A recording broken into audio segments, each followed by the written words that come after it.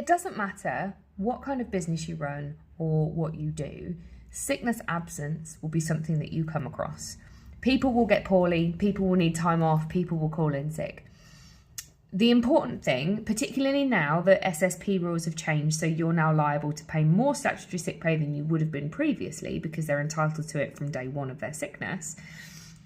The important thing is that you manage sickness absence. So you can't prevent people from getting poorly, and you don't really want poorly people at work. If they're too poorly to be there, they just need to take the time off.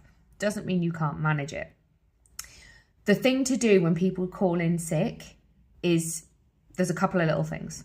The first thing, check in on people. Genuinely, you should care about your staff. You should check that they're all right, see if there's anything that you can do. Check if there's any work that you need to pick up from them, and ask them to confirm when they expect to be back. If they're not sure, just get them to ring you tomorrow or on their next working day.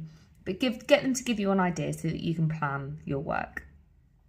The next thing you need to do is to agree when you're going to make contact with each other. So if they're not sure if they're coming back to work tomorrow or not, get them to ring you tomorrow or, whenever your policy says. If they're going to be off for a few days or a week, then confirm with them when you're going to get in touch with them again to get an update and see how they're getting on. Even if they've got a fit note, signing them off, say, for a month, confirm with them when you're going to check in on them and when you're going to make sure, that they're okay, that they're still alive, that everything is, going as planned, and, to just check in on them. It isn't you're in trouble for not being at work. It isn't you must get back to work tomorrow. It's how are you? Are you all right? Are you feeling better? When do you think you'll be back at work? And if you set those boundaries early doors and say, I will ring you next Friday at 3 p.m. to check in on you and see how you're getting on, the employee then isn't going to feel harassed. You know when you're going to contact them. You know when you're going to get an update.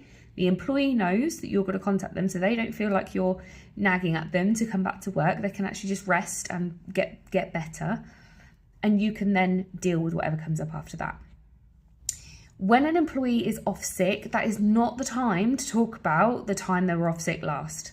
It's not the time to go, well, you were off sick 2 months ago for a couple of days. You need to pause that. You can come back to that conversation when they come back to work. While they're off sick, the priority is this absence and getting them to the point where they can come back. But employees need to feel supported to be able to do that. So, employee rings in sick, you check on their well-being, you confirm when you're going to contact them for an update, and confirm when